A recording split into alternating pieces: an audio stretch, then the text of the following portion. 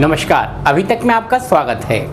आगरा के Saint Mary church में घटित घटना को लेकर भारतीय जनता पार्टी युवा मोर्चा मुरादाबाद ने कलेक्ट्रेट पर प्रदर्शन कर जिलाधिकारी के माध्यम से एक ज्ञापन मुख्यमंत्री को प्रेषित किया।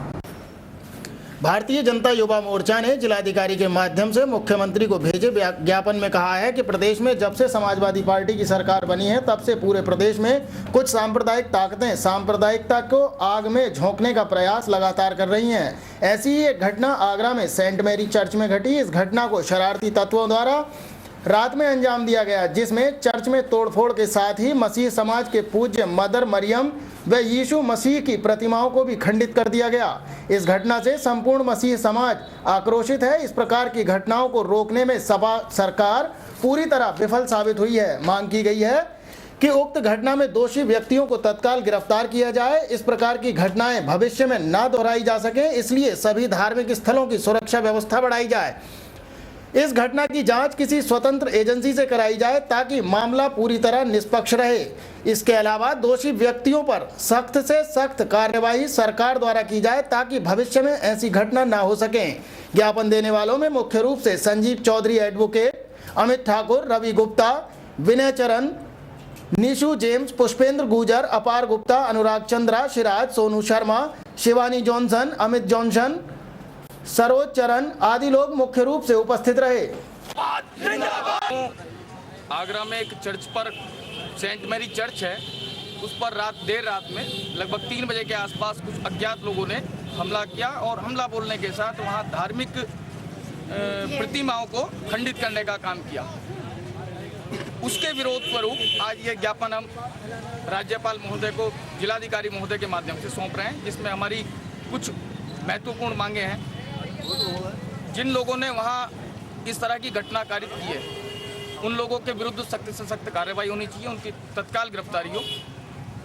उक्त प्रकरण की पूरी जांच किसी स्वतंत्र एजेंसी से कराई जाए। शनिवार को गोविंद नगर में एक मंदबुद्धि व्यक्ति ने ट्रांसफार्मर को पकड़ लिया, जिससे वह बुरी तरह से झुलस गया। घायल को इलाज के लिए जिला चिकित्सालय में भर्ती कराया गया।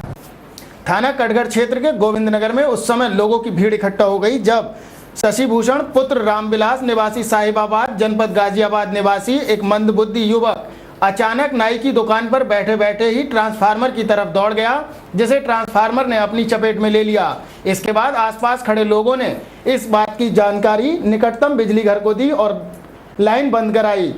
आसपास के लोगों ने उसे उठाकर तत्काल ही 108 एम्बुलेंस द्वारा जिला अस्पताल उपचार के लिए पहुंचाया, जहां चिकित्सकों ने उसकी हालत को गंभीर मानते हुए उसे उपचार के लिए भर्ती कर लिया है और उसका उपचार जारी है। क्या नाम आपका? मुझे याद नहीं, चोट लगने के बाद मुझे याद नहीं कि ये कैसे हुआ है। नाम क्या है आपका? शशिभूषण पांडे। हाँ, क्या हुआ आपके साथ? मुझे बिजली ने शॉट मार दिया। किस चीज़ ने? ट्रांसफार्मर से। कैसे मारा? याद नहीं, जब मैं कहता हूँ याददाश्त खत्म हो गई। नहीं, क्या काम कर रहे थे? ट्रांसफार्मर का कुछ काम कर रहे थे, गुजर रहे थे वहाँ से आपके चोट पर? गुजर रहे थे। कहाँ का हादसा है, कहाँ पर हुआ है? याद नहीं। कोई सी जगह का नाम तो आना होगा। इतना तगड़ा झटका लगा कि मुझे याद ही नहीं उसके बाद का, उसके पहले का। मैं तब होश आया जब मुझे पता पड़ा। कौन लेकर आया यहाँ पे जिला अस्पताल में? ये कोई वहाँ खड़े थे, सब लोगों ने मुलायम सिंह की टैक्सी जो चली है नहीं, जी जी, उससे फ़ोन किया, उससे लेकर आए। अच्छा, तो आप क्या कहना चाहेंगे इस बारे में? किसे लापरवाही, बिजली विभाग को लापरवाही देना चाहेंगे आप? किसी के लिए मैं अपनी लापरवाही देना चाहता हूँ। ऐसा क्यों आप इतनों पर लापरवाही देना चाहते हैं? जब मुझे याद नहीं रहा, मैंने बिजली खंभा देखा नहीं, या जो भी सही मुझे याद नहीं। क्या आप नशे में थे कि साथ ही थे? नहीं, ऐसे ही था। मंडलायुक्त के आदेश पर संभागीय परिवहन विभाग द्वारा शहर में बिना परमिट के दौड़ रही डग्गामार बसों का चालान किया जा रहा है। शहर में आजकल जगह जगह मेरठ दिल्ली को जाने वाली डग्गामार बसें देखने को मिल रही हैं, जिसकी शिकायतें भी प्रशासन के कानों तक पहुंच रही हैं। इन डग्गामार बसों के संचालन से परिवहन विभाग को लाखों का नुकसान उठाना पड़ रहा है। साथ ही इन बसों में सेल टैक्स बचाने के चक्कर में माल की ढुलाई तथा आवाजाही भी की जा रही है, जिससे उत्तर प्रदेश सरकार को भी नुकसान उठाना पड़ रहा है। शिकायतों पर गौर करते हुए मंडलायुक्त ने संभागीय परिवहन विभाग को इन डग्गामार बसों पर नकेल कसने को कहा। जिस पर कार्रवाई करते हुए दिल्ली रोड पर एआरटीओ ने 2 डग्गा मार बसों का चालान काटा, तो वहीं छजलैट में भी एआरटीओ के नेतृत्व में इन डग्गा मार वाहनों के विरुद्ध अभियान चलाया गया। शहर में भूड़ा का चौराहा, जामा मस्जिद तथा लाजपत नगर से भी इन डग्गा मार बसों का संचालन किया जा रहा है, परंतु क्षेत्रीय पुलिस के साथ साथ परिवहन विभाग ने भी सब कुछ जानते हुए भी चुप्पी साध रखी है। आखिर क्या कारण है जो इन बसों पर अंकुश नहीं लग पा रहा? ये तो वही बात हुई कि हम बोलेगा तो बोलोगे कि बोलता है। देश भर हम लोग अभियान चलाए हैं। रोडवेज पे जो हमारी गाड़ी कर रही है बसें, रोडवेज से मेरठ सवारी ले जा रही हैं, उनको बंद करने का अभियान हो रहा है। डेली इनको कहा कि बंद करना है। आयोग के आदेश का पालन करते हुए इनकी जो भी गाड़ी मिल रही है उसको उठा के बंद करना है। लगभग कितनी गाड़ियों का चालान काटा गया? आज तो 2 बसों का चालान किया है, बंद किया है। अभी तक के माध्यम से क्या अपील करना चाहेंगे डग्गा मारी लोग से अपील यही करना चाहेंगे, अपनी जो कॉन्टैक्ट करें जिनकी गाड़ी उस पर चले, आज की परमिट है, एक जगह से बुक करें, वो पार्टी बुक करें, बुक करके दूसरे जहाँ ले जाना हो एक पार्टी बुक करके दूसरी जगह ले जाना। ये भिन्न स्थानों से जो सवारी उठा रही है उठाना बंद कर दें, ये सवारी रोडवेज की बस से ले जा सकती है। अभी तक 4 गाड़ियों को सीज किया गया है। इसमें 3 सवारी वाहन हैं जो बिना टैक्स, बिना फिटनेस और बिना लाइसेंस के संचालित हैं। आरटीओ विभाग द्वारा क्या अपील करना चाहेंगे आप अभी तक के माध्यम से? मैं यही अपील करना चाहूँगा कि अपने वाहन के समस्त कागज पूर्ण रखें, जिससे कि कोई भी दुर्घटना होने पर सवारियों को मुआवजा मिल सके, क्लेम मिल सके और वाहन की प्रपत्र पूर्ण होने पर दुर्घटना की संभावनाएं भी बढ़ जाए।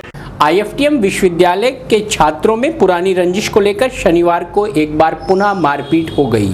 पुलिस ने तहरीर लेकर घायलों को उपचार के लिए जिला चिकित्सालय में भर्ती कराया। कुछ समय पहले आईएफटीएम यूनिवर्सिटी में हुए क्रिकेट टूर्नामेंट के दौरान छात्रों के 2 गुटों में मामूली बात को लेकर कहासुनी हो गई थी। बताते चलें कि प्रमोद और मिथुन आईएफटीएम में इंजीनियरिंग के छात्र हैं, जिनका क्रिकेट मैच के दौरान विक्की, राहुल, रवि, आकाश और रोहित से किसी बात को लेकर झगड़ा हो गया था। तभी से छात्रों के दोनों गुट आपस में रंजिश रखने लगे। शनिवार को विक्की, राहुल, रवि, आकाश और रोहित ने प्रमोद और मिथुन को बीच रास्ते में रोककर मारना पीटना शुरू कर दिया और उनकी इतनी पिटाई की कि दोनों को उपचार के लिए अस्पताल में भर्ती कराना पड़ा। क्या नाम है आपका? किस बात पे झगड़ा हुआ आपका? हमारे मैच को लेकर झगड़ा हुआ था। हाँ, क्या हो रहा था मैच में? मैच खेल रहे थे कि एम्पायर ने नोबल नहीं जीती, तो नोबल जीती तो उसके लेकर थोड़ा झगड़ा हो गया। तो उस बात के लेकर उन्होंने हमें मारने की धमकी भी दी, उनको पीटेंगे जरूर। हमें मिल गई। किन लोगों ने दी आपकी धमकी? ये गांव के ही सैनी लोग थे। क्या नाम है उनके? विक्की सैनी, राहुल सैनी, रवि सैनी, सनोप धर्मपाल, रोहित सनोप, गुड्डू, आकाश सनोप, विजेंद्र। आपने पुलिस में एफआईआर करवाई? जिस करा दिए। आप अब यहाँ पर मेडिकल, आप डॉक्टरों ने क्या बताया आपको? हम मेडिकल कराया है, उसकी रिपोर्ट जाएगी तो हम थाने में तहरीर रिपोर्ट ज़्यादा दे देंगे, तो उनके आगे कार्रवाई की जाएगी। गोविंद नगर फर्म में काम करने वाला एक मजदूर ट्रेन की चपेट में आकर घायल हो गया। घायल को पुलिस की मदद से जिला चिकित्सालय में भर्ती कराया गया। जनपद अमरोहा का मूल रूप से निवासी रवि पुत्र फकीर चंद कटघर के महबुल्लागंज में रहता है, जो कि गोविंद नगर स्थित एक फर्म में काम करता है। वो अपनी साइकिल द्वारा कहीं जा रहा था कि अचानक ही वह ट्रेन की चपेट में आकर गंभीर रूप से घायल हो गया। इसी दौरान वहां से गुजर रहे मेयर बीना अग्रवाल के पीआरओ अशोक रस्तोगी और उनके साथियों ने उसे देखा तो तत्काल उसे उठाकर उपचार के लिए जिला अस्पताल में पहुंचाया। ज्ञात रहे कि गोविंद नगर में अंडरपास बनाने की मांग लंबे समय से चल रही है, लेकिन सरकार द्वारा इस तरफ कोई ध्यान नहीं दिया जा रहा। इसी रेलवे लाइन पर दर्जनों लोग अब तक मौत के मुंह में जा चुके हैं। बहरहाल अब ये अंडरपास कब बनेगा और गोविंद नगर के लोगों को इससे कब राहत मिलेगी, ये तो आने वाला समय ही बताएगा। अशोक जी, ये जो एक्सीडेंट आप लेकर आए हैं, ये कहाँ पे हुआ और कैसे हुआ सर? ये गोविंद नगर लाइनों के किनारे हमें अभी जब मैं आ रहा था क्रॉस करके, तो ये पड़ा हुआ था, वहाँ पर बंदा भीड़ लगी थी। जब मैंने इसको देखा तो मानवता के आदमी इसको यहाँ तक लेकर के आया। इसका नाम पता मेरे को मालूम नहीं कौन है, क्या है, कहाँ रहता है। इसकी साइकिल वहीं पर टूटी ही पड़ी है। क्या लगता है आपको, कैसे एक्सीडेंट हुआ? नशे में है ये लड़का, क्या वैसी से एक्सीडेंट हुआ, क्या मारा गया, ऐसे कैसे महसूस करता है? नहीं, ऐसा कुछ नहीं, नॉर्मल पॉइंट है। एक्चुअली क्या है कि रेलवे लाइन व्यक्ति देखता है नहीं, कोई जल्दबाजी में होता है, जल्दी उसको आज की कार्य इतनी है कि वो अपने भागने की कोशिश करता है। जब वो मानव क्रॉसिंग को क्रॉस करता है तो दुर्घटना घटित होनी होती है। अब यहाँ पर एक्चुअली क्या, फाटक नहीं है, कोई चीज़ नहीं है, अंडरपास नहीं है, ओवरब्रिज बनना है, निगम ने पास कर दिया, निगम ने पैसा इशू कर दिया है, लेकिन रेलवे प्रशासन उस और ध्यान नहीं दे रहा। जिला अस्पताल में मरीज का इलाज न कराने के विरोध में जनशक्ति दल ने प्रदर्शन कर एक ज्ञापन मुख्य चिकित्सा अधिकारी मुरादाबाद को सौंपा। जनशक्ति दल ने मुख्य चिकित्सा अधिकारी को ज्ञापन देकर कहा है कि दिनेश कुमार जाटव निवासी रतुपुरा को गंभीर हालत में जिला अस्पताल में भर्ती कराया गया था। भर्ती मरीज के एक कान से खून बह रहा था, जो कि वर्तमान में भी निकल रहा है। इससे लगता है कि कान का पर्दा फट गया होगा, लेकिन ना तो कान का एक्सरे ही कराया गया और ना ही सीटी स्कैन। इसके बाद भी उसको अस्पताल से डिस्चार्ज किया जा रहा है। मांग की गई है कि यदि मरीज का एक्सरे एवं सीटी स्कैन कराए बिना डिस्चार्ज किया जाता है तो जनशक्ति दल आंदोलन करने के लिए मजबूर होगा, जिसकी पूरी जिम्मेदारी जिला अस्पताल प्रशासन की होगी। ज्ञापन देने वालों में मुख्य रूप से शंभू, गोविंदा, अंश कुमार, हरवेंद्र कुमार सागर आदि मुख्य रूप से मौजूद रहे। क्या हुआ यहाँ पे आपके साथ? झगड़ा हो गया था। कहाँ पे हुआ था? रतुपुरा। अच्छा, अब यहाँ पे जिला अस्पताल में यहाँ पे क्या परेशानी है आपको? परेशानी मेरे सिर का सीटी स्कैन नहीं हो गया। कितने दिन होगा?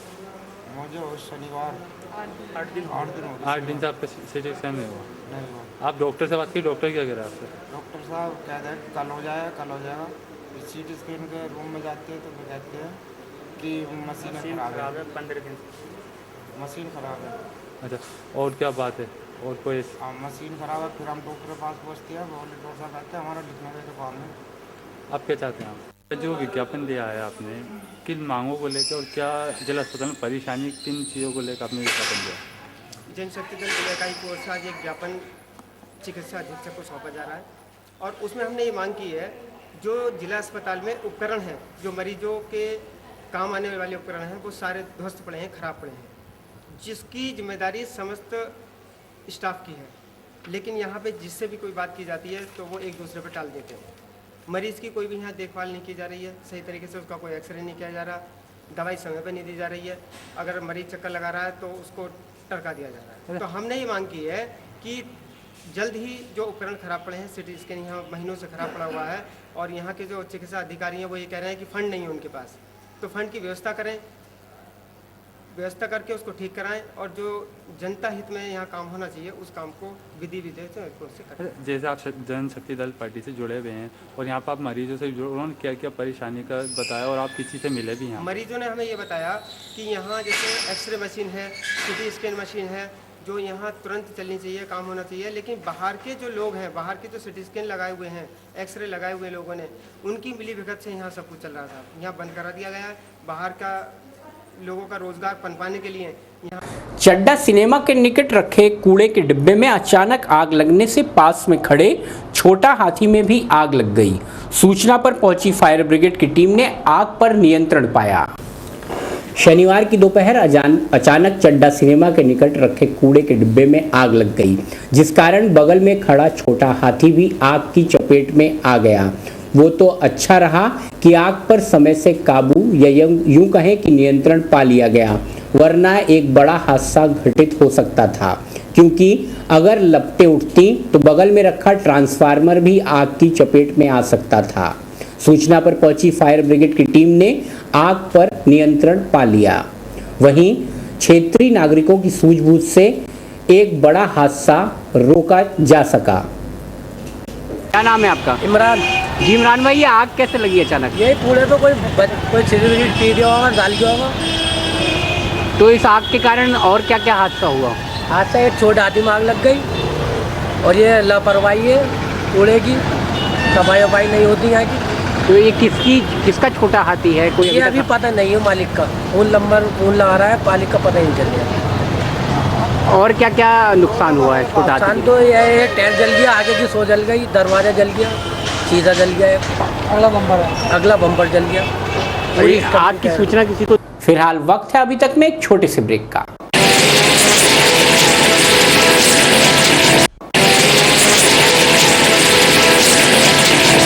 ब्रेक के बाद पुनः अभी तक में आपका स्वागत है। शनिवार को मंडलायुक्त कार्यालय में मंडलायुक्त मुरादाबाद विपिन कुमार द्विवेदी की अध्यक्षता में कर करेत्तर राजस्व समीक्षा बैठक आहूत की गई। मंडलीय कर करेत्तर की बैठक की समीक्षा करते हुए कमिश्नर विपिन कुमार द्विवेदी ने कहा कि राजस्व वसूली सुदृढ़ करने के लिए किसानों के अतिरिक्त बकायेदारों से वसूली करें। उन्होंने कहा कि वाणिज्य कर विभाग के सचल दल प्रतिदिन छापामार कार्यवाही के दौरान राजस्व वसूली की सूचना SMS के जरिए उन्हें उपलब्ध कराएंगे। उन्होंने ये जिम्मेदारी वाणिज्य कर विभाग के संयुक्त आयुक्तों को सौंपी।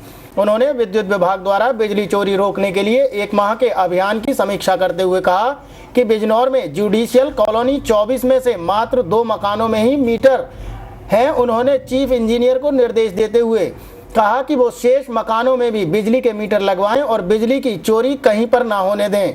उन्होंने नए कनेक्शन लगवाने, वसूली तथा मीटर रिप्लेस करने की रिपोर्ट भी चीफ इंजीनियर से तलब की है। बैठक में वन संरक्षक कामेश कुमार ने बताया कि इस वर्ष 1759 हेक्टेयर में वृक्षारोपण कराया जाएगा, जिसके लिए 20,000 रुपये प्रति हेक्टेयर की दर से धन चाहिए होगा। कमिश्नर ने कहा कि भूमि पर वृक्षारोपण करने के लिए भूमि को नापने के लिए भी व्यवस्था होनी चाहिए। अतः वृक्षारोपण की सूचना खसरा व खतौनी सहित दी जाए।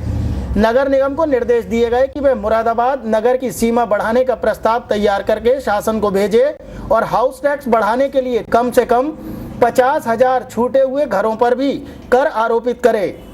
उन्होंने कहा कि नगर निगम के अनुसार 1.29 लाख घर हैं, जबकि 8.97 लाख की जनसंख्या पर घरों की संख्या 1.80 लाख होती है। अतः प्रतिवर्ष हाउस टैक्स जो मात्र 44.95 करोड़ रुपए का वसूला जा रहा है, वह कम से कम 52 करोड़ होना चाहिए। उन्होंने कहा कि इस माह से ही 40 अन्य वार्डों में डोर टू डोर कूड़ा कलेक्शन का कार्य नगर निगम सुनिश्चित करे, चूंकि अभी तक मात्र 22 वार्डों में ही ये कार्य हो रहा है। अतः इस वित्तीय वर्ष में 40 नए वार्ड इसमें शामिल कर लिए जाएं।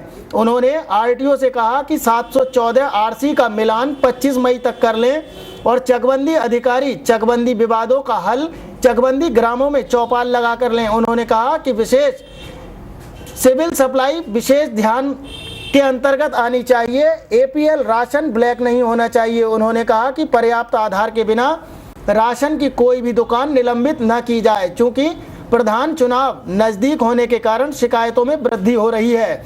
उन्होंने फूड इंस्पेक्टर को निर्देश दिए कि मिलावटी सामान के सैंपल भरने व जांच करने का कार्य भी तेजी से किया जाए और यदि कहीं पुलिस की आवश्यकता होती है तो उसकी भी सहायता ली जाए।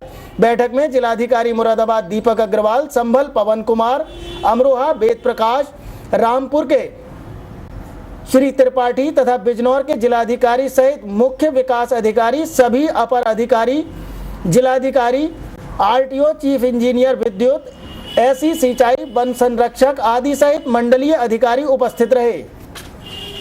आशियाना स्थित RRK पब्लिक स्कूल में खेलकूद प्रतियोगिताओं का आयोजन किया गया, जिसमें विद्यालय के छात्र छात्राओं ने बढ़ चढ़कर प्रतिभाग किया। आशियाना स्थित RRK पब्लिक स्कूल में अंतर सदनीय खेलकूद प्रतियोगिता का आयोजन किया गया, जिसमें छात्र छात्राओं ने बढ़ चढ़कर हिस्सा लिया। इन खेल प्रतियोगिताओं में मुख्य रूप से volleyball, kabaddi, kho kho, table tennis आदि गेम्स कराए गए, जिनमें छात्र छात्राओं ने अपनी अपनी प्रतिभा का प्रदर्शन किया।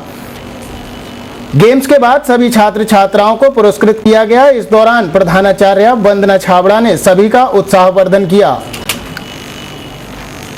Sports competitions in our schools.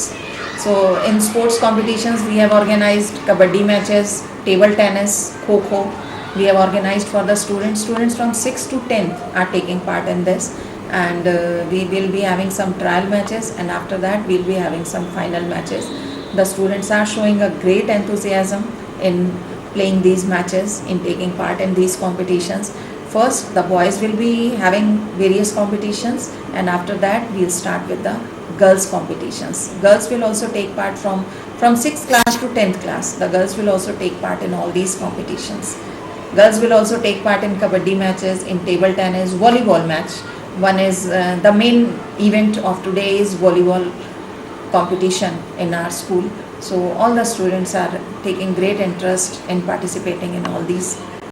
Samajwadi अधिवक्ता सभा का एक सम्मेलन पीडब्ल्यूडी गेस्ट हाउस में संपन्न हुआ, जिसमें मुख्य अतिथि के रूप में नगर विधायक हाजी यूसुफ अंसारी ने कार्यक्रम में शिरकत फरमाई। सिविल लाइन स्थित पीडब्ल्यूडी गेस्ट हाउस में समाजवादी पार्टी अधिवक्ता सभा महानगर मुरादाबाद का विशाल अधिवक्ता सम्मेलन संपन्न हुआ। इस सभा में मुख्य अतिथि हाजी मोहम्मद यूसुफ अंसारी रहे। मुख्य अतिथि हाजी मोहम्मद इकराम कुरैशी, मुख्य अधिवक्ता हाजी मोहम्मद इरफान एडवोकेट विधायक बिलारी, अति विशिष्ट अतिथि doctor Shamim ul Haq, doctor ST Hasan, Sanjeev Yadav, Mohammad Muazzam आदि रहे। अध्यक्षता राजकुमार प्रजापति ने की तथा संचालन मोहम्मद आसिम ने किया। इसके अलावा नासिर मंसूरी ने भी इस दौरान उनका पूरा साथ दिया। मुख्य रूप से संचालन के समय सैयद मोहम्मद हाशिम भी उपस्थित रहे। सम्मेलन में मुलायम सिंह यादव द्वारा समाजवादी पार्टी के संगठन को मजबूत करने के संकल्प को दोहराया गया तथा मुख्यमंत्री अखिलेश यादव द्वारा जनता के लिए लाभकारी योजनाओं से अवगत कराया गया। समाज में विखंडन पैदा करने वाली ताकतों से बचकर रहने का संकल्प किया तथा फिरकापरस्त ताकतों को अपने प्यार व भाईचारे का प्रमाण देकर इन समाज में जहर घोलने वालों के खिलाफ आवाज उठाने तथा मुंह तोड़ जवाब देने का संकल्प भी लिया गया। हाईकोर्ट बेंच हेतु पुरजोर वकालत करने का आश्वासन भी दिया गया। अधिवक्ताओं की समस्याओं एवं सरकार द्वारा अधिवक्ताओं को दिए जाने वाली सुविधाओं पर भी चर्चा की गई। दुर्घटना बीमा आदि मुख्यमंत्री द्वारा 50,000 रुपए से बढ़ाकर 5 लाख रुपए कर दिए जाने का भी स्वागत किया गया।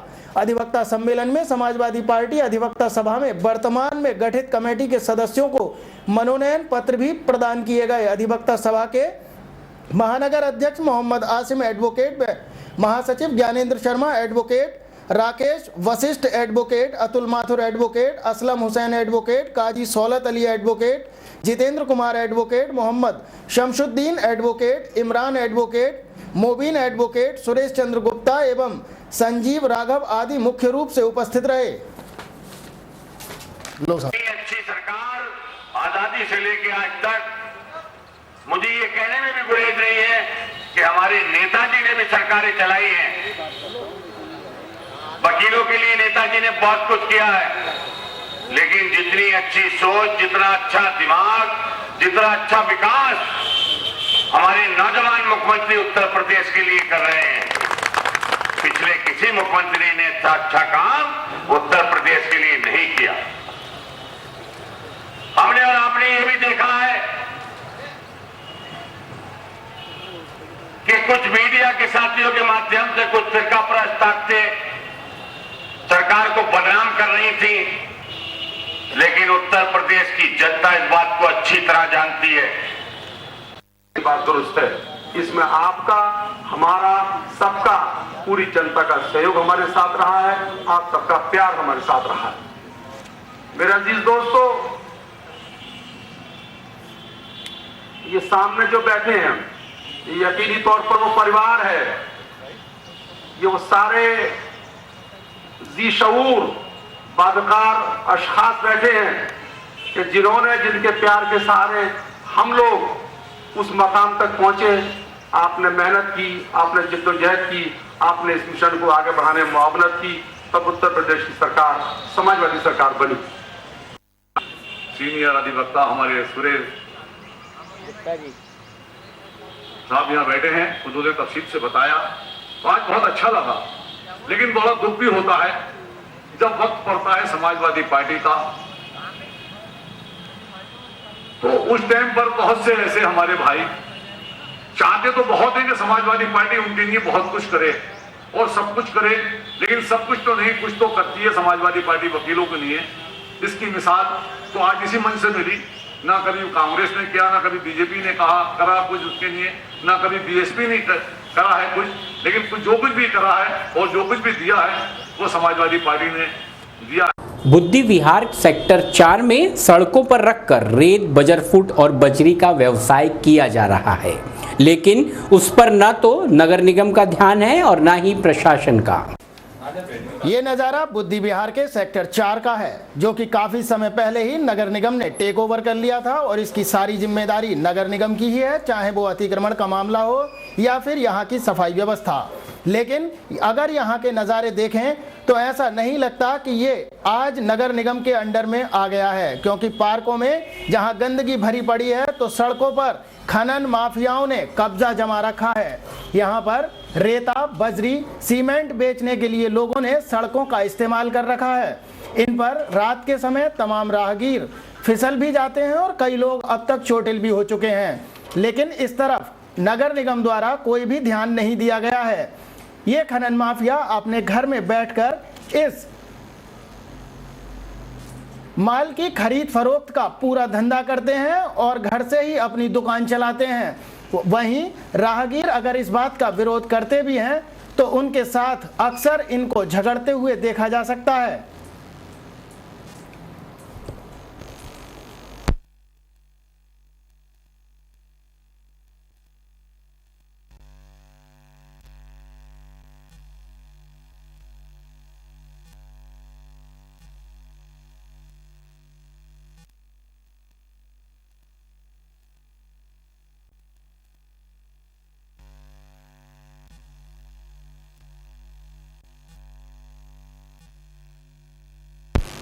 बहरहाल एक तरफ सरकार जहां खनन को रोकने के तमाम प्रयास कर रही है तो वहीं नगर निगम की आंखों के सामने ही खनन का माल खुले में बेचा जा रहा है।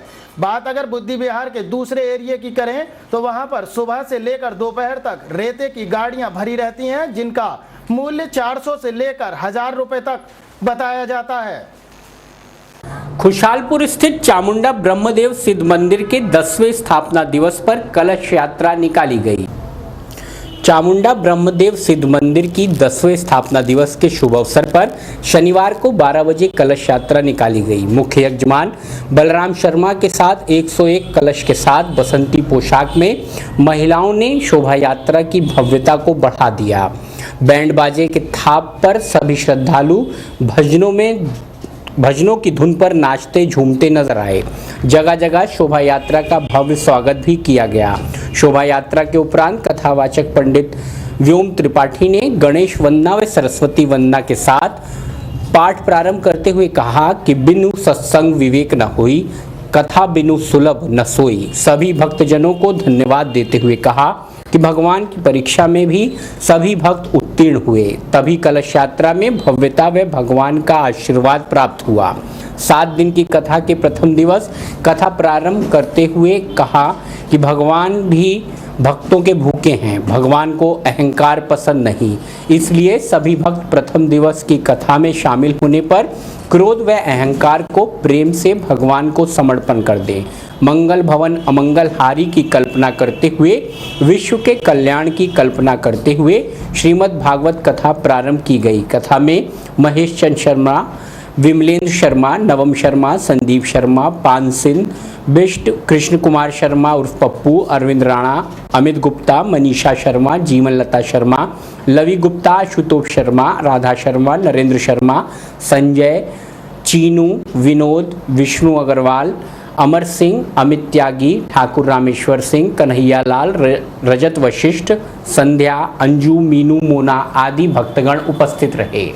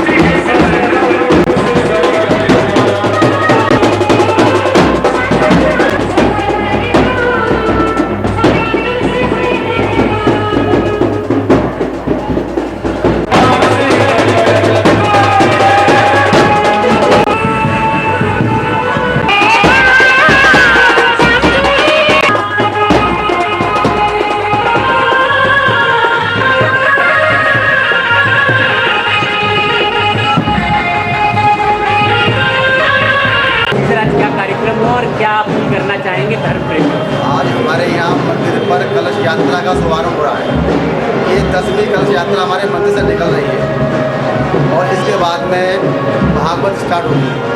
सभी भक्तगण बड़े बड़े दूर से यहाँ आए हुए हैं क्योंकि सबकी मिन्नतें यहाँ पूरी होती हैं, इसलिए यहाँ बहुत दूर दूर से लोग आते हैं और महिलाएं बहन हमारी सब बहुत दूर दूर से आती हैं और यहाँ सबकी मिन्नतें पूरी होती हैं। और इसके बाद यहाँ भागवत स्टार्ट होगी मंदिर में 3 से 6। तो क्या अपील करना चाहेंगे माता बहनों से भागवत कथा करें? भागवत कथा आपने ऐसा है कि जितनी ध्यान से सुनेंगे उतना ही इनका जीवन तर हो जाएगा। भागवत सुनने से हमारे सारे कष्ट हैं, सारी मनोकामना पूर्ण होती हैं। 6:30 बजे से। कब है ये भंडारे? भंडारा तो हमारे 25 तारीख को है, लेकिन प्रसाद वितरण रोज हमारा होगा। कितने दिन तक भागवत चलेगी? 7 दिन तक भागवत चलेगी हमारी। गायत्री परिवार रचनात्मक ट्रस्ट की ओर से मनोरंजन सदन में विशाल अधिवेशन समारोह आयोजित किया गया। गायत्री परिवार रचनात्मक ट्रस्ट की ओर से शनिवार को मनोरंजन सदन में विशाल अधिवेशन समारोह आयोजित किया गया। समारोह का शुभारंभ दीप प्रज्वलन तथा गायत्री मंत्र के साथ किया गया। कार्यक्रम की अध्यक्षता मुख्य अतिथि वरिष्ठ अधिवक्ता ज्ञानेंद्र शर्मा ने तथा संचालन अमरीश गर्ग ने किया। समारोह में संतोष नारंग, मीनू बेज, हरीश वर्मा ने सहयोग किया। कार्यक्रम में शिक्षा जगत से जुड़े अनेक मेधावी शिक्षकों को सम्मानित किया गया। साथ ही मुरादाबाद महानगर में श्रेष्ठ समाज सेवा के लिए पार्षद रुचि चौधरी को भी सम्मानित किया गया। इस अवसर पर अनेक रचनाकारों ने अपनी कृतियां प्रस्तुत करके समारोह को आनंदमय बना दिया। कार्यक्रम के बीच बीच में गायत्री परिवार से जुड़े वरिष्ठ नागरिकों को भी सम्मानित किया गया। महिला मंडल में डॉक्टर प्रेमवती उपाध्याय गायत्री देवी का मुख्य रूप से योगदान रहा। शुरू हो जाऊंगा तब जा पाऊंगा, चाहे खिलाड़ी बनना हो चाहे संगीतज्ञ बनना हो, कुछ भी बनना हो, गिराकर बनना है तो भी और आतंकवादी बनना है तो भी, हर एक करना है तो तब करना पड़ेगा उसके साथ। और जैसे ही तब शुरू कर दोगे वैसे ही तुम्हारा वर्ण श्रेष्ठता कर लेंगे। बड़ा सुंदर बात कही हुई है, जब पार्वती के तप का प्रसंग आया है, नारायण जी ने सलाह दी है, ऐसा है आपकी बेटी को ऐसा है कि ऐसा ऐसा वर मिलेगा, लेकिन अगर शिव जी का वर्ण कर ले तो शिव जी में ये दोष नहीं है, वो गुण है उनके। क्यों? वो जो चीजें हैं दुनिया के लिए दोष हो सकते हैं, कोई घर बार नहीं है, बैठा है, असमर्थ के लिए दोष हो सकता है, लेकिन समर्थ के लिए क्यों? गांधी जी आकर के हरिजन बस्ती में बैठ गया तो जिसको कहीं ठिकाना नहीं है वो जाकर के वहां घुस रहा है तो उसके लिए लज्जा की बात है, लेकिन गांधी जी के तो हरिजन बस्ती में बैठना शान की बात है, वो जाकर के बैठा हुआ है। शांति कुंज के तत्वाधान में गायत्री परिवार मुरादाबाद के द्वारा आयोजित किए जा रहे हैं और जो मंच पे जो मुख्य वक्ता हैं वो शांति कुंज के सबसे वरिष्ठ कार्यकर्ता आदरणीय वीरेश्वर उपाध्याय जी हैं, जो गुरुदेव के साथ से ही इसमें जुड़े हुए हैं। और हमारा जो उद्देश्य है इसमें अखंड ज्योति पाठक सम्मेलन और भारतीय संस्कृति ज्ञान परीक्षा से का जो है, क्योंकि हम भारतीय हैं, हमारी कोई संस्कृति होगी, उस संस्कृति का हमें कितना ज्ञान है इसकी परीक्षा हम स्कूलों में जाते हैं, अपनी पाठ्य पुस्तकें उन्हें देते हैं ताकि हमारी भारतीय संस्कृति विलुप्त ना हो जाए। अभी जो उद्बोधन चल रहा है वो व्यक्ति निर्माण पे चल रहा है, क्योंकि जब तक हम बड़ी बात करते हैं, हम करते हैं राष्ट्र निर्माण करेंगे, ये करेंगे, लेकिन व्यक्ति निर्माण तो नहीं कर सकते। जब तक हम अपना निर्माण नहीं करेंगे, व्यक्ति निर्माण, तो परिवार निर्माण नहीं होगा, और जब परिवार निर्माण नहीं होगा तो अच्छे समाज का निर्माण नहीं होगा, और जब अच्छे समाज का निर्माण हो जाएगा तब राष्ट्र का निर्माण हम कर सकते हैं। अखिल भारतीय ब्राह्मण महासभा के महानगर अध्यक्ष पंडित राजेश त्रिपाठी ने 20 अप्रैल को परशुराम जयंती के अवसर पर निकाले जाने वाली झांकी कार्यक्रम को ऐतिहासिक बतलाते हुए कहा है कि कार्यक्रम में पहुंचकर जयंती समारोह को सफल बनाएं। से अपील करता हूं कि वो ज़्यादा से ज़्यादा संख्या में जो ब्राह्मण बंधु हैं, हमारे भाई बंधु हैं, वो इस हमारी इस सुंदर जो शोभा यात्रा निकल रही है भगवान परशुराम जी की, इसमें ज़्यादा से ज़्यादा संख्या में पहुंचकर भाग लें और धर्म लाभ कमाएं। ये शोभा यात्रा बाजीगरान से, सरस्वती देवी धर्मशाला से, हनुमान मंदिर, मंडी चौक और आगे मंडी चौक से आपके टाउन हॉल पर, टाउन हॉल से होती हुई कोतवाली से होती हुई चमक के पुल से कंपनी बाग पर जाके समाप्त होगी। इसमें भव्य झांकियों का आयोजन करा गया है। बहुत खूबसूरत झांकी हैं, जिसमें शंकर जी की, माता पार्वती की अच्छी झांकियों का अरेंजमेंट है। क्षेत्रवासियों से अनुरोध है कि ज़्यादा से ज़्यादा संख्या में यहाँ पहुँचें, प्रसाद ग्रहण करें और धर्म लाभ कमाएं। ब्राह्मण भाइयों से, ब्राह्मण समाज से क्या कहना चाहेंगे महानगर अध्यक्ष होने के नाते? ब्राह्मण बंधुओं से कहना चाहता हूँ कि 12वीं शोभा यात्रा हमारी निकल रही है। इस शोभा यात्रा में ब्राह्मण बंधुओं से मैं यही अपील करना चाहूँगा कि सब लोग इसमें ज़्यादा से ज़्यादा वहाँ पहुँचें और अपनी संख्या को वहाँ दिखाएं कि हम ज़्यादा से ज़्यादा एकत्र हैं, हम एक हैं, पूरा समाज एक साथ है। और जिससे, क्योंकि ब्राह्मण ने आज तक सभी को संदेश दिया है और जातियों को भी इन्होंने शिक्षा दी है, तो उसी चीज़ को लेते हुए ये आगे से आगे बढ़ें और अपनी एकता का प्रतीक दें। इसके अलावा और भी जो हमारे ब्राह्मण, जो और भी हिंदू बंधु हैं, सभी लोगों से अपील करता हूँ कि ज़्यादा से ज़्यादा संख्या में पहुँचें, क्योंकि ये नहीं खाली ब्राह्मणों का ये किस तरह से निकल रहा हो, ये पूरे समाज का है, हिंदू समाज का है। हिंदू समाज की एक बहुत बड़ी एकता का प्रतीक है। पहले जो झांकी निकलेगी गणेश जी की होगी, उसके बाद बैंड बग्गी, बैंड के साथ जो है बैंड होगा। बैंड के बाद जो है हमारी झांकी में माता की झांकी होगी, शंकर जी की झांकी होगी, कृष्ण भगवान की झांकी है और भगवान परशुराम जी की सबसे पीछे होगी। भजन संध्या के लिए हमने धीर चांद जी से कहा है, धीर चांद जी के अच्छे भजन जो भगवान परशुराम जी के साथ चलेगी। ये कार्यक्रम बहुत अच्छा और सुंदर बनाने की पूरी हम लोगों ने कोशिश करी है। और एक नाव में हमने एक व्यवस्था करी है कि राधा कृष्ण का नृत्य और वो जल में होगा। फिलहाल वक्त है अभी तक में एक छोटे से ब्रेक का।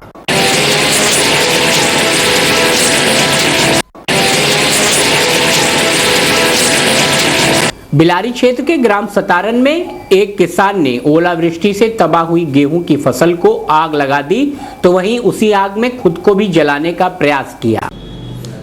बिलारी क्षेत्र के गांव सतारन में फसल खराब होने से आहत किसान ने खेत में निकासी को रखा गेहूं का लांच जला दिया। वो खुद भी उसमें जल जाना चाहता था, लेकिन आसपास खेतों में काम कर रहे किसानों ने उसे बामुश्किल बचाया। जलीस अहमद मलिक बीपीएल परिवार है। वो रिक्शा चलाकर अपने परिवार का पालन पोषण करता है। इस पर 3 बीघा जमीन है जिसमें उसने गेहूँ बोया था। पत्नी रईसन, बेटी परवीन, सरबीन, बेटे नईम आदि ने मिलकर बड़े अरमानों से फसल को तैयार किया था, परंतु आपदा में फसल चौपट हो गई।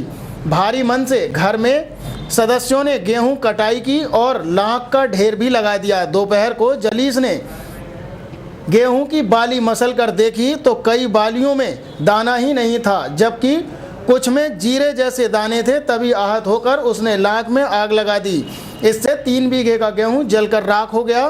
तमाम ग्रामीण मौके पर पहुंच गए। बेटी परवीन आदि ने बताया कि हमने जो गेहूं अपनी ज़मीन पर बोया था वो ठीक नहीं निकला।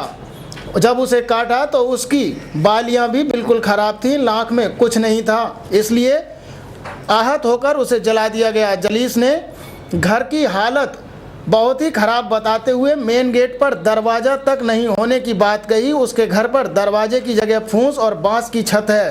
पूरा परिवार मेहनत मजदूरी करके गुजर बसर करता है। बताया कि सूची में नाम तो है परंतु बीपीएल कार्ड नहीं है। इधर बैंक का कर्ज भी है। फसल खराब होने से जलीस की मानसिक हालत भी खराब हो गई है। पूरा घर परेशान है। जोर किसान है जी, और इसने अपने खेत की जब हालत देखी, काटते हुए देखी, बेचारा घबरा रहा था काटते हुए भी। बच्चों ने ऐसे तैसे करके समझाया, लेकिन फिर भी इसको गुस्सा इतना था कि मेरे खेत में आज इस तरीके से बुरी हालत है और खाने तक घर में ठिकाना नहीं है इसके। उसने जो है अब शुरू से बताओ क्या हुआ था, शुरू से क्या हुआ था? शुरू से ये हुआ सर कि खेत में। किसका खेत है ये? जली सहमत का। अच्छा, कहाँ के रहने वाले हैं ये? सतारन के। अच्छा, क्या हुआ पूरा वाकया बताओ, कैसे लगा ये आग, क्या ये हुआ? खेत काटने आया, अपने खेत को देखा, ऊपर से बाल में कमजोरी थी, मेरे देखा तो दाने नहीं निकल रहे उसमें, खेत मारा हुआ था, सब गिरा हुआ था खेत था। उसने कहा इस खेत में बताओ मैं बच्चों को क्या खवाऊंगा, रिक्शा चालक वैसा है बेचारा, गरीब आदमी है। और काटे फाटे बच्चों ने जो पुली और कहीं खेतों में कमाई थी वो भी हिच में रख दी। उसने कहा क्या करेंगे इस खेत को लगाकर, तो वो देख के इसको जल लिया था, उसने आग लगा दी और खुद जलने को तैयार हो गया। इसमें एक दो बच्चे संग थे वो बचा के ले गए उसे खेत में। तो पारिवारिक स्थिति कैसी है इसकी? बहुत दयनीय स्थिति है, बहुत कमजोर परिवार है। कितनी जमीन होगी इनके पास? यही 3 बीघे जमीन है। कितने बच्चे हैं? 3 ही बच्चे हैं, 2 बेटी हैं इस पर, एक बेटा। अच्छा, क्या हुआ फिर, क्या हुआ आग लगाने के बाद? आग लगाने के बाद में उसे जो आसपास में किसान काम कर रहे थे वो उसे उठा कर ले गए पकड़ के। अब तो वो बौखला रहा है बुरी तरीके से, भाग जाए। और ये आप लोग क्या चाहते हैं अब सरकार की? हम ये चाहें सरकार इसकी मदद करे और इसका जो सर्वे करा करके इसको देखें सर, इसको आकर के इसके परिवार की स्थिति। आपने शिकायत की तहसील प्रशासन को इस बारे में? अभी कुछ शिकायत नहीं करी है। बिलारी क्षेत्र के ग्राम धर्मपुर में तहसील प्रशासन द्वारा विधिक साक्षरता शिविर का आयोजन कर ग्रामीणों को कानून संबंधी जानकारी दी गई।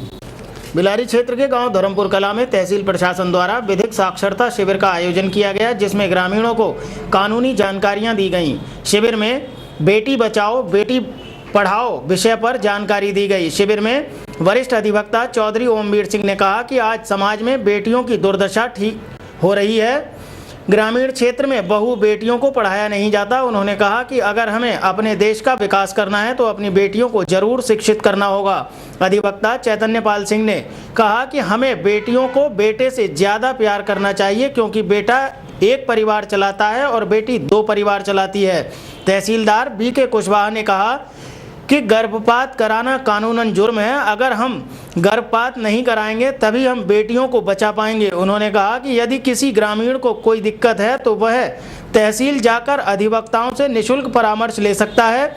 इस दौरान तहसीलदार के पेशगार राजाराम, स्वास्थ्य समिति के अध्यक्ष नरेश प्रमोद, बाबू शास्त्री, हरवीर सिंह, भूपेंद्र सिंह, ख्वाजा हामिद, कयूम खां, भोलू, महावीर सिंह, रहमत अली आदि लोग मुख्य रूप से उपस्थित रहे। बाइक होगी यहाँ पे कम लोग रह गए, बहुत तो 2 पहिए होते हैं। आप कल्पना कीजिए कि एक सिंगल पहिए की साइकिल आप चलाएं तो नहीं चला पाएंगे, सिंगल पहिए की बाइक चलाएं तो नहीं चला पाएंगे, या फिर ऐसा कोई कोशिश करिए कि एक पहिया छोटा हो एक पहिया बड़ा हो तो भी नहीं चला पाएंगे। एक पहिया टूटा फूटा हो, एक पहिया जो है, तो जब तक दोनों संतुलित नहीं होंगे और दोनों पहिए नहीं होंगे तब तक गाड़ी जो है किसी भी हालत में आगे बढ़ने वाली नहीं। ठीक यही स्थिति जो है मनुष्य के जीवन की भी है। ईश्वर ने पुरुष और स्त्री की रचना किया है। उद्देश्य क्या है कि अपने आप को सरवाइव करना, अपने आप को बचा के रखना, अपनी पीढ़ी को बचा के रखना, अपनी नस्ल को बचा के रखना। बिलारी नगर स्थित गन्ना समिति में अखिल भारतीय गायत्री परिवार शांति कुंज हरिद्वार शाखा द्वारा एक गोष्ठी का आयोजन किया गया। बिलारी नगर स्थित गन्ना सोसाइटी परिसर में अखिल भारतीय विश्व गायत्री परिवार शांति कुंज हरिद्वार शाखा द्वारा 26 अप्रैल से 29 अप्रैल तक होने वाले 4 दिवसीय 24 कुंडीय गायत्री या महायज्ञ एवं संगीतमय प्रवचन का आयोजन किया जाएगा, जिसके संबंध में कार्यकर्ताओं द्वारा एक गोष्ठी का आयोजन किया गया, जिसमें वक्ताओं द्वारा कहा गया कि समूह साधना में सभी संस्कार निःशुल्क कराएं तथा जिसके लिए अपना पंजीकरण अवश्य कराना होगा। गोष्ठी में वरिष्ठ कार्यकर्ता राम सिंह बानप्रस्थी ने कहा कि आज समाज में मतभेद आ गया है, उसमें सद्बुद्धि लाने के लिए ज्ञान का आना अति आवश्यक है।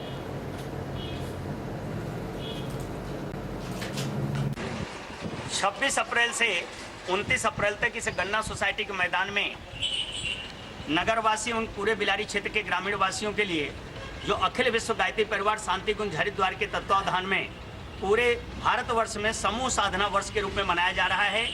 सभी जगह 4 दिवसीय 24 कुंडी गायत्री महायज्ञ एवं संगीतमय प्रवचन का कार्यक्रम रखा गया है। उसी क्रम में ये बिलारी वालों का परम सौभाग्य है, जो बिलारी को भी ये सुअवसर प्राप्त हुआ है। और 2007 में हम इसी गन्ना सोसाइटी मैदान में 24 कुंडी गायत्री महायज्ञ एवं प्रज्ञा पुराण कथा का आयोजन कर चुके हैं और यह दूसरी बार यहाँ पे करने का सुअवसर मिला है। सभी धर्म प्रेमी और सभी भामाशाहों से हम लोग संपर्क कर रहे हैं, यज्ञ में तन मन धन से सहयोग करके और इस यज्ञ का भरपूर पुण्य लाभ लें। यहाँ सभी संस्कार कराए जाएंगे। पंडित विनोद मिश्रा ने बताया कि 26 अप्रैल को सुबह 8 बजे से श्री राम आश्रम काली मंदिर में कलश यात्रा निकाली जाएगी। मुख्य मार्गों से होते हुए गन्ना समिति में पहुंचकर संपन्न होगी। इस अवसर पर सुरेश बंसल, वीरपाल सिंह, हरिओम शर्मा, भारत सिंह, कुलदीप सिंह, पूरन सिंह मौर्य, पंडित दिनेश चंद्र सती आदि कार्यकर्ता मुख्य रूप से उपस्थित रहे। बिलारी अयोध्या शुगर मिल स्थित गुरुद्वारे में बैसाखी पर्व धूमधाम के साथ मनाया गया। बिलारी अयोध्या शुगर मिल स्थित गुरुद्वारे में बैसाखी पर्व बड़ी ही धूमधाम के साथ मनाया गया तथा अखंड साहिब का पाठ भी किया गया। शुक्रवार की सुबह ज्ञानी जितेंद्र सिंह ने अखंड साहिब का पाठ किया तथा बताया कि बैसाखी पर्व पर ही श्री खालसा पंथ की स्थापना हुई थी, इसलिए ये दिन बहुत महत्वपूर्ण माना जाता है। इस अवसर पर श्री निशान साहिब का चोला भी बदला गया। बाजपुर से आए चरणजीत सिंह ने कीर्तन करके संगतों को निहाल किया। उसके बाद गुरुद्वारे में गुरु के लंगर का आयोजन किया गया, जिसमें सभी भक्तों ने देर शाम तक लंगर का प्रसाद ग्रहण किया। इस अवसर पर ज्ञानी जितेंद्र सिंह, गुरुदेव सिंह, साहब सिंह, इंद्रजीत सिंह, करमजीत सिंह, दीपक शर्मा आदि मुख्य रूप से उपस्थित रहे। ਸਿੰਘ ਜੀ ਦੀ ਪਰ ਕਿਰਪਾ ਦੇ ਨਾਲ ਸਾਖੀ ਦਾ ਖਾਲਸਾ ਪੰਥ ਦਾ ਜਨਮ ਦਿਨ ਮਨਾਇਆ ਗਿਆ ਹੈ, ਜੋ ਕਿ ਸ਼੍ਰੀ ਅਯੁੱਧਿਆ ਸ਼ੁਗਰ ਮਿਲ ਗੁਰਦੁਆਰਾ ਸਾਹਿਬ ਸਮੂਹ ਰਾਣਾ ਪਰਿਵਾਰ ਸਿੱਖ ਸੰਗਤਾਂ ਦੇ ਸਹਿਯੋਗ ਦੇ ਨਾਲ ਪਰਸੋਂ ਤੋਂ ਸ਼੍ਰੀ ਅਖੰਡ ਪਾਠ ਸਾਹਿਬ ਆਰੰਭ ਕੀਤੇ ਗਏ ਸਨ। ਉਹਨਾਂ ਦੇ ਸੰਪੂਰਨ ਭੋਗ ਪਾਏ ਗਏ। ਉਸ ਤੋਂ ਉਪਰੰਤ ਸਤਿਗੁਰਾਂ ਦੇ ਹਜ਼ੂਰ ਕੀਰਤਨ ਹੋਇਆ। ਗੁਰੂ का लंगर टुट वरत रहा है। सारिया संगतां बड़े प्रेम के नाल छक रही ने। समूह गुरुद्वारा कमेटी और मैनेजमेंट का बड़ा सहयोग है। श्री अयोध्या शुगर मेल वालों ये सारा प्रोग्राम गुरु महाराज खालसा पंथ के दिहाड़े की खुशी किया गया। वाहिगुरू।